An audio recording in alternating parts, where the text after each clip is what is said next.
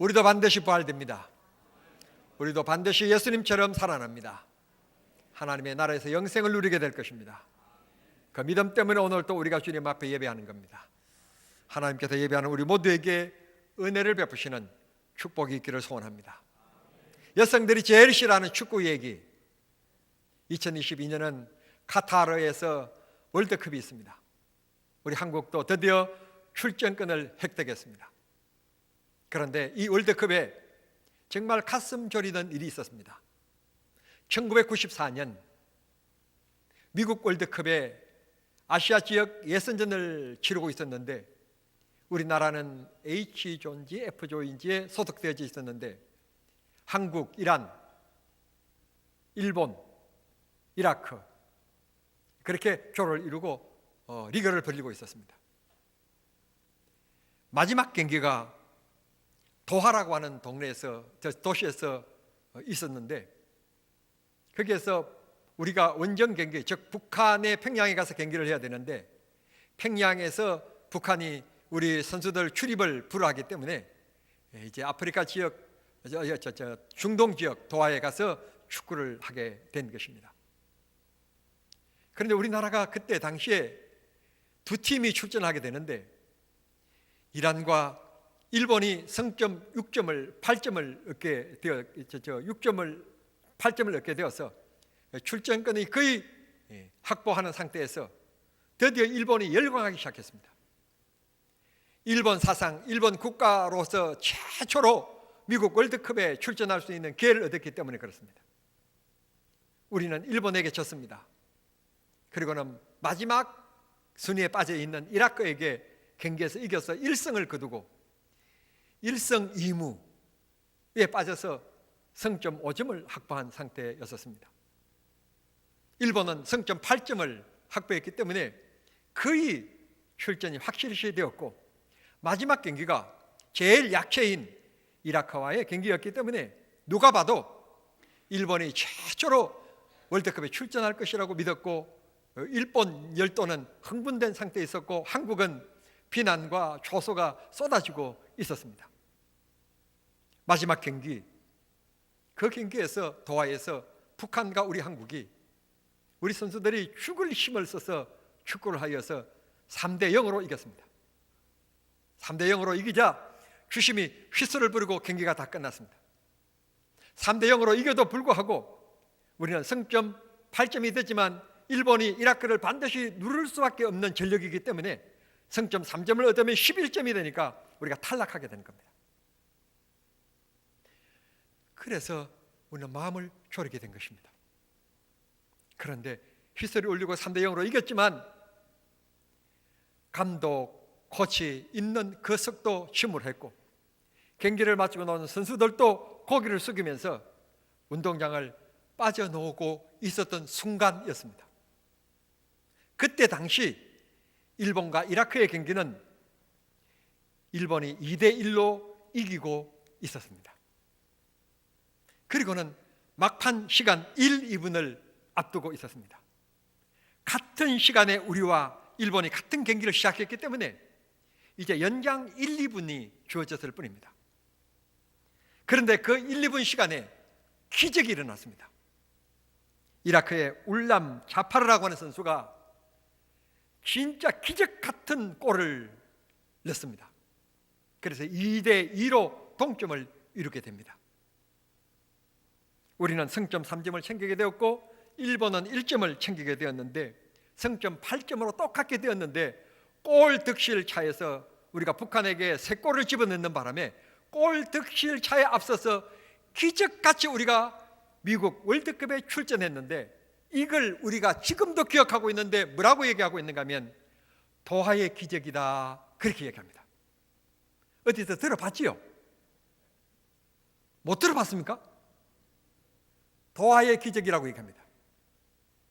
낙심하고 좌절하고 어려움을 당한 사람들에게 흔히 얘기하는 것 도하의 기적에 얘기를 합니다. 마지막 1분이 웃고 울게 만드는 시간이었습니다. 마지막까지 최선을 다해라. 마지막까지 힘을 다해라. 후회 없이 싸우라. 일해라 공부해라. 그렇게 용기를 북돋아 주는 얘기가 되었습니다. 우리 한국은 비난과 초소와 그냥 분노 가운데 있다가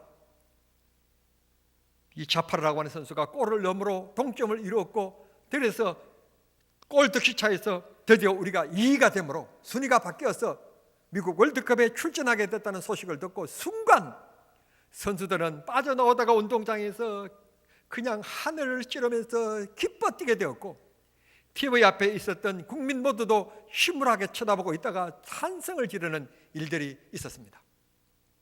하물며 죽었던 사람이 살아났다. 그것도 장례를 지난 지 3일 만에, 땅에 묻혀 있었던 3일 만에 죽었던 사람이 살아났다. 얼마나 흥분된 일일까요? 얼마나 기적 같은 기적일까요? 바로 그런 기적의 주인공이 예수님입니다. 3일 만에 땅속에 묻혀 있어 계셨는데도 불구하고 그분은 죽음 속에 계실 수가 없는 하나님과 근본이 같으신 분이시고 본체가 같으신 분이시기 때문에 다시 살아나시게 되셨습니다. 그날 새벽에 성경 본문 말씀 보면, 오늘 1절 말씀에 보면 여인들이 안식일이 지나고 새벽이 되려고 하는 시간에 예수님의 무덤을 찾아갔다고 했습니다. 찾아갔을 때 부활의 현장을 만나보게 되었고 목격하게 되었을 때 그들의 심정이 어떠했을까요? 마리아, 여인들이 찾아갔으니까 다행이지, 그 새벽에 이 유목사가 찾아갔으면 저는요 졸도해서 죽었을 겁니다. 심장이 멈춰버렸을 것입니다. 저는 심장마비로 죽었을 것입니다. 그래서요, 우리끼리 얘기지만 남성들 우리끼리 얘기입니다. 여자들은 독한 겁니다. 이 여인들의 기쁨이 얼마나 컸을까요? 말로 표현할 수 없는 승리입니다. 기독교는 부활의 종교입니다. 기독교는 생명의 종교입니다. 부활을 말하지 않는 기독교가 있을 수가 없고, 부활을 믿지 아니하는 기독교가 있을 수 없으며, 부활을 믿지 아니하는 믿음이 있을 수가 없는 것입니다.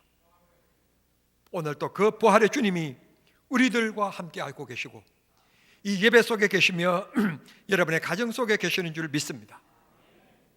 기독교는 부활의 종교이기 때문에, 패배에서 승리한 종교이기 때문에 기독교는 감격의 종교고 기쁨의 종교며 승리의 종교인 것입니다. 예수님께서 이 세상에 계실 때 삭개오도, 중풍병자도, 가족들에게 버림을 당했던 나병 환자들도 예수님을 만났을 때 기쁨과 감격이 넘치는 기적을 체험했던 것입니다. 그런 기적과 비교할 수 없는 엄청난 영생의 기쁨, 바로 부활의 기쁨입니다. 오늘 우리 모두 예수님을 만나는 아침이 꼭 될 수 있게 되기를 바라고, 부활의 아침에 예수님의 무덤을 찾아갔던 그 여인들이 누렸던 그 감격을 누릴 수 있게끔 성령님께서 은혜 주시는 귀한 축복의 시간이 되실 수 있게 되기를 우리 주님의 이름으로 축원합니다. 사람들은 성공하게 되어지고 건세를 얻게 되어지면 아는 사람들이 그렇게 많습니다.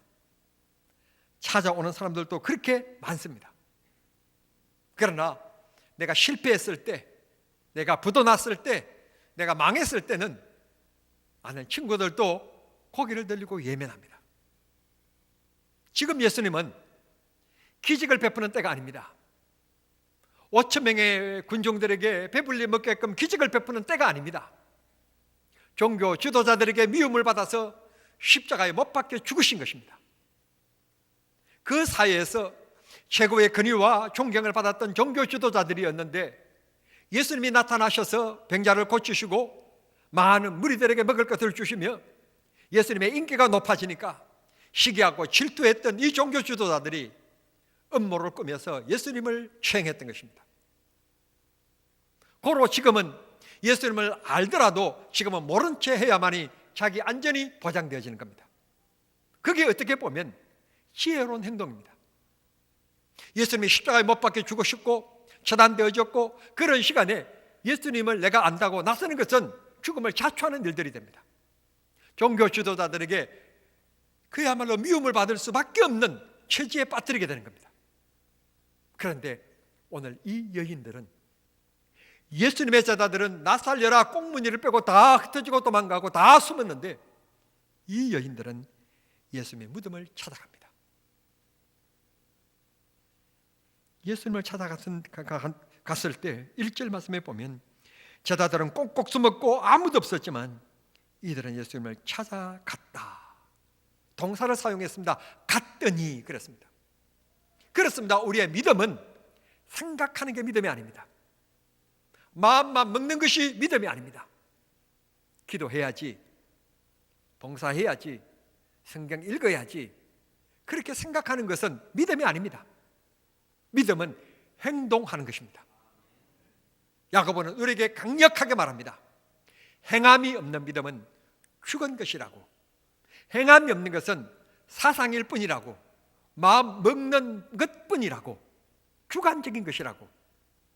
행함이 있을 때, 순종이 있을 때, 그때 하나님이 일하신다고 우리에게 말씀해 주시고 있는 것입니다. 대낮이 아닙니다. 어두운 새벽입니다. 그리고 그 무덤은 로마 병정들이 칼을 들고 지키고 있습니다. 발각이 되는 한 그 칼에 맞아서 목숨이 날아가는 것은 그저 뻔한 일입니다. 그럼에도 불구하고, 그런 난간이 있음에도 불구하고 이 여인들은 예수님의 무덤을 찾아갔습니다. 고난당할 것, 어려움을 당할 것, 난간 정도는 문제 삼지 않았습니다. 예수님의 무덤을 찾아가는 예수님의 시체를 보는 것이 오직 그들의 목적이었습니다. 우리는 예수님을 바라보는데 여러 가지가 개입되어져서 방황할 때가 많고, 우리는 그곳에서 어떤 것을 선택해야 하나 고민할 때가 있습니다. 오직 예수, 오직 예수님만 바라보는 순수한 믿음이 되기를 바랍니다. 누가 뭐라고 하든지, 어떤 사상, 어떤 논리 절대로 흔들리지 말고 나의 구주는 예수님이다, 오직 부활하신 주님을 바라보는 믿음들이 다 되시기를 바랍니다. 성도 여러분, 기억하십시오. 오늘 여기 갔더니 하는 말씀, 믿음으로 가는 것은 내 몫입니다. 믿음으로 행할 것, 믿음으로 사는 것은 내 몫입니다. 내가 그렇게 살면 그 다음은 역사는 하나님이 하십니다. 역사는 하나님께 맡기고 믿음으로 행하시기를 바랍니다. 믿음으로 행하시면 하나님은 반드시 역사하십니다. 저는 그 하나님을 믿고 있습니다. 2절 말씀은 이렇게 말합니다. 큰 지진이 일어났다.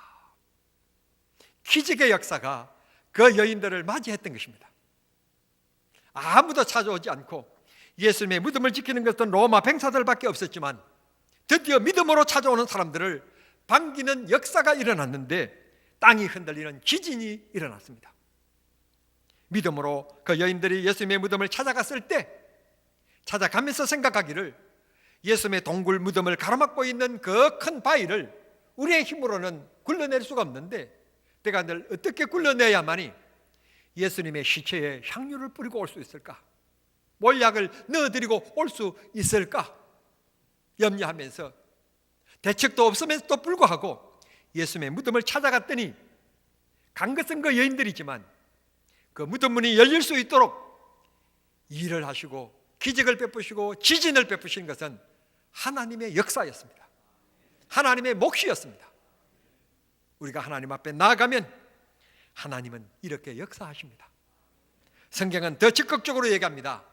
하나님께서 지진만 이루어진 것이 아니라 천사들을 내보내시사 천사들로 하여금 그 돌바위, 그 돌 무덤에 막고 있는 그 바위돌을 굴려내게 하셨다. 똑똑히 이 여인들이 볼 수 있게 해주셨습니다. 우연히 일어난 사건이 아니라 하나님이 이루신 사건인 것을 천사들을 보내시사 돌을 굴려내게 이 여인들을 하여금 보게끔 역사하셨던 것입니다. 성도 여러분, 인간의 삶에 우연은 없습니다. 다 하나님의 역사의 손길이 미치는 겁니다. 하나님이 하시는 겁니다. 여러분의 삶도 하나님이 하실 겁니다. 걱정하지 마세요. 하나님이 하실 것입니다.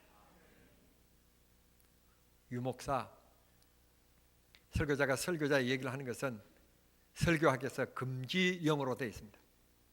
그럼에도 불구하고 저는 하나님의 은혜와 축복 속에 살아온 사람입니다. 부모님 상 다 떠나고 빈손으로 고향을 떠났습니다. 서울에 아는 사람이 있습니까? 도와줄 사람이 있습니까? 빈손으로 와가지고 학교에 가서 나 갚을 테니까 학교 입학시켜달라. 학기 시작되면 내 갚을 테니까 다시 공부할 수 있게끔 수강 신청 받아달라 해가지고요 여기까지 왔어요. 안 받는다 싫다. 그래도 당신이 이 우리 학교에 명예박사학위 받아줘야만이 우리 학교가 빛난다. 그래서 학교에서 명예박사학위 줘가지고 두 학교에서 주셔가지고 받았잖아요. 빈손으로 진짜 배고픔도 제가 당해봤습니다. 입을 옷이 한 벌밖에 없기 때문에 그 바지를 저녁에 빨아서 말려놓고 새벽에 탁탁 들어서 다시 그 바지를 입었습니다. 나는 가난도 경험해봤고 배고픔도 경험해봤습니다. 그런데 하나님께서 보십시오. 저를 보십시오. 제가 가난하게 보입니까? 괜찮게 보이지 않습니까? 오늘 부활절이라고 긴장된 가운데서 어제 저녁에 11시에 잠자리에 들었는데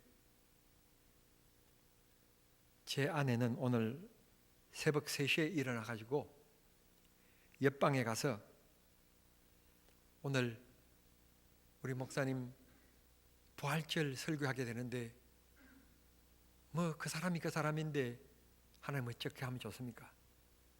성령이 성도들에게 은혜를 부어주셔야 됩니다. 또 뭐 연합 예배까지 간다는데 성령이 역사해 주시오. 기도한다고 일어났는데 내가 또 안 일어나게 됩니까? 일어나게 되잖아요. 지금 제 눈이 지금 뻑뻑합니다. 거기에다가 오늘 또 부활절이라고 나고 처음으로 제 눈썹을 그려주기 시작했습니다. 내 눈썹이 지금 그린 눈썹입니다. 목사가 강단에서 부활절 날 성도들에게 선명하게 보여야 된다고 눈썹을 그리는데 눈썹을 그리는데 움직이면 안 된다고 손을 머리에 꽉 누르면서 하는데 목고개가 어떻게 아픈지. 여러분, 예뻐지는 것은 그냥 되지 않는 겁니다. 우리 주님은 우리의 삶이 예뻐지길 바랍니다. 아무것도 없다고 생각합니까? 도와줄 사람이 없다고 생각합니까? 사람보다 더 위대하신 하나님이 우리 속에 역사하시고 우리를 도와주시는 하나님이라는 것을 꼭 믿으시길 바랍니다. 믿음으로 행동하면 그 믿음의 열매는 하나님이 열리게 하십니다. 4절은 이렇게 말씀합니다. 그 무덤을 지키고 있던 로마 병사들이 죽은 사람과 같이 되었다. 순간적으로 일어난 사건에 이 사람들의 시체와 같이 되었습니다. 몸이 굳어져 버렸습니다. 말을 할 수가 없고 몸이 움직일 수가 없게 되었습니다. 자기 생각과 달리 자기 몸이 말을 듣지 않는 것입니다. 죽은 사람과 같이 되었고 눈만 멀뚱멀뚱 광경만 쳐다보고 있게 되었다는 것입니다. 이 병사들도 부활하신 예수님의 그 광경을 똑똑히 봤습니다. 천사들이 내려와서 돌을 굴려는 것도 봤습니다. 죽은 자처럼 되어서 손도 까딱할 수 없는 상태에 온전히 굳어진 몸, 그러나 눈은 떠 있어서 광경을 봤습니다. 부활은 역사적인 사건입니다. 그 부활은 오늘 또 우리 마음속에 부활의 역사가 계속되고 있습니다. 여러분의 삶 속에 어떤 문제든지 주님께서 다시 일어서는, 다시 살아나는, 다시 용기 얻는, 다시 힘을 얻는 생활의 부활이 일어날 수 있게 되기를 우리 주님 이름으로 축원합니다. 눈만 떠서 구경만 하는 믿음 절대로 되지 마시고 여러분 삶 속에 개입하시는 하나님의 역사가 여러분의 삶을 새롭게 움직이는 기쁨이 있게 되기를 축복합니다. 5절 말씀, 천사들이 찾아간 이 여인들에게 말합니다. 무서워 말라. 십자가에 못 박혀 죽은 예수님을 찾는 줄을 내가 알고 있다 라고 얘기합니다. 그렇습니다. 사랑하는 성도 여러분, 우리 세상 살아가며 걱정할 일 많습니다. 무서워할 일 많습니다. 그러나 무서워하지 마십시오. 걱정하지 마십시오. 사람이 한 번 죽지 두 번 죽겠습니까? 담대하십시오. 하나님이 우리와 함께 하십니다. 십자가에 못 박은 예수가 이 예수를 찾는 줄 안다. 그 예수는 지금 죽은 상태로 지금 무덤 속에 그대로 누워 계신단다 라고 말해야 순리입니다. 그래야만이 찾아간 여인들이 놀라지 않습니다. 그게 정상적인 것입니다. 그런데 6절에 이렇게 갑니다. 이 인류 역사상 지금까지 이런 선언이 없었고 이런 칙령이 없었습니다. 이런 법이 없었습니다. 최고의 선언, 최고의 칙령이 발표됩니다. 여기 계시지 않고 그분께서 살아계실 때 말씀하시던 대로 살아나셨느니라. 인간은 말하고도 부도내는 일들이 많고 꼭 그렇게 될 줄 알고 말했는데 환경이 부도나는 일들이 많습니다. 그러나 예수님은 말씀하시면 성취되지 않는 것이 하나도 없었습니다. 예수님이 말씀되어지면 모든 것이 이루어났습니다.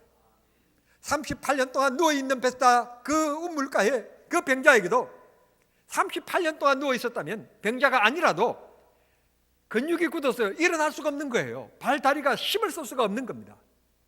그런데 예수님이 하시는 말씀이 일어나 내가 누워있는 그 침상을 들고, 일어나는 것도 얼마나 힘든 일인데 침상까지 들고 가라고, 이게 있을 수가 있는 일입니까?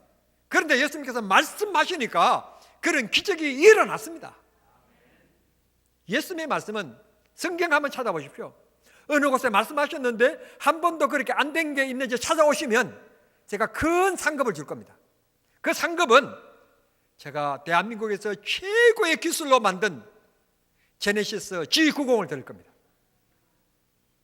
우리 한국이 지금 자랑하는 자동차의 최고의 기술의 지금 그게 자동차입니다. 최고의 기술 G90을 선물로 드릴 겁니다. 찾아보십시오. 말씀하신 그대로 다 이루어집니다. 성경은 진리입니다. 믿으면 영광을 보리라. 믿으면 그대로 이루어집니다. 성경은 짝이 없는 것이 있는지 찾아봐라. 예언했으면 말씀했으면 그대로 성취된다. 짝이 없는 것이 없다. 말씀하셨으면 이루어진다. 주님이 말씀하십니다. 이렇게 믿음을 가지고 살아가는 사람, 예수님의 부활의 믿음과 신앙을 가지고 부활 신앙을 가지고 살아가는 사람, 이런 사람들을 가리켜서 히브리서 11장 38절에 보면 세상이 감당하지 못하는 사람들이라고 말씀해 주십니다. 세상 사람들은 우리들을 보고 이렇게 얘기합니다.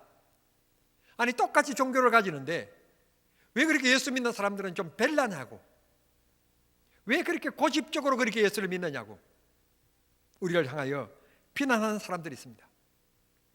그러나 우리가 그렇게 별나게 믿을 수밖에 없는 이유, 기독교만이 생명의 종교고 하나님의 말씀은 진리이기 때문에, 말씀하신 대로 이루어지기 때문에, 그리고 이 세상에 온 인간은 죽지 않는 사람이 한 사람도 없고 다 죽을 수밖에 없는 인간이기 때문에, 그러면 죽은 다음은 어떻게 되느냐? 스가모니야 답해 보아라, 마음에서 답해 보아라, 공자야 답해 보아라, 소크라테스야 답해 보아라, 한국 역사 5,000년 동안 찬란했던 신라시대 답해 보아라, 조선시대 윤건능 답해 보아라. 답은 그 무덤밖에 없습니다.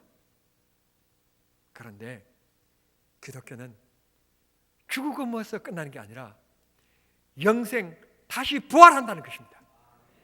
그때는 잘난 사람, 못난 사람, 키 큰 사람, 키 작은 사람, 뭐 이런 차별이 없습니다. 하얀 색깔, 검은 색깔, 흑인, 백인 차별이 없습니다. 병들지 않습니다. 완전한 몸으로 부활해서 하나님 나라에서 영원히 산다고 말씀해 주셨습니다. 이 부활의 사건을 확실히 믿기 때문에 다른 사람들이 볼 때 우리의 믿음 생활이 별날 수밖에는요. 왜? 기독교는 별난 종교이기 때문에.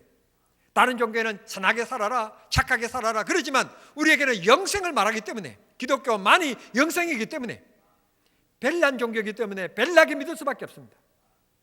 그런 믿음의 기조를 지키고 살아가는 우리 성도들이 되셔서 마지막 날 주님께서 여러분들을 높여주시는 축복이 되기를 바라고, 그런 주님을 섬기고 살아가는 여러분의 삶 속에 부활의 능력이 날마다 나타나는 기쁨의 역사가 있게 되기를 바랍니다. 부활하신 주님, 그 주님은 지금도 나와 함께 하고 계십니다. 제가 참 좋아하는 단어 동행입니다. 하나님께서 내 삶 속에 동행하고 계십니다. 지금도 그분은 나를 바라보고 계십니다. 내가 혹시 넘어지면 일으켜 주십니다. 힘들 때는 내 손을 잡아 주십니다. 내가 외로워 혼자 흐느끼고 있을 때 등 두드려 주시며 위로해 주시고 빛의 소망을 주십니다. 영원토록 나를 지켜주신다고 약속해 주셨습니다. 사랑하는 성도 여러분, 기억하십시오. 우리는 이 세상의 가장 행복한 사람들입니다. 기도하겠습니다.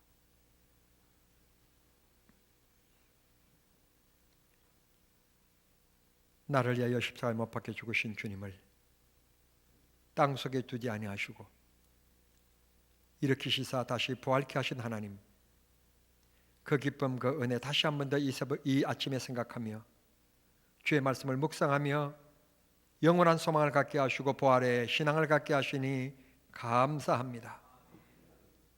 우리가 마음으로만 계획하지 않고 하나님 말씀 들었으면 행동하는 믿음 되어서 행동하면 역사하신 하나님을 경험하며 살아가는 살아있는 믿음, 확신 있는 믿음 되게 해 주시옵소서.